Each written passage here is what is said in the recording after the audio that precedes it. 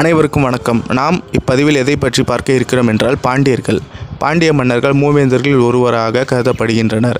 மேலும் இவர்கள் தென்னிந்தியாவை முழுமையாக ஆண்டனர். மேலும் இலங்கையையும் சேர்த்து ஆண்டனர். இவர்களின் செல்வாக்கு பல நாடுகளுக்கு இருந்தது. மேலும் இவர்கள் 2000 ஆண்டுகள் கழித்தும் நிலைத்த ஆட்சியை தமிழர்களுக்கு வழங்கினர்.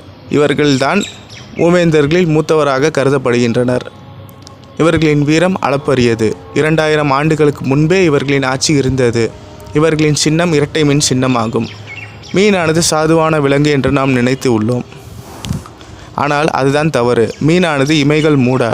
அதே போல பாண்டியர்கள் எப்போதும் தூங்காமல் தன் நாட்டின் நலன், நாட்டின் அக்கறை அதை பற்றி எண்ணி அனைத்து பிரஜைகளையும் தன் கண்களால் கட்டுப்படுத்தி இருப்பார்கள். அதனால்தான் மீனாட்சிக்கு அப்பெயர் வந்தது. அதே போல் பாண்டிய நகரமான தூங்கா நகரமான மதுரைக்கும் இப்பெயர் வந்தது.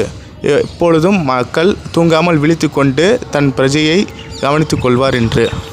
இவ்வாறு சிறப்புமிக்க பாண்டியர்கள் பற்றி நாம் விரிவாக காண்போம்.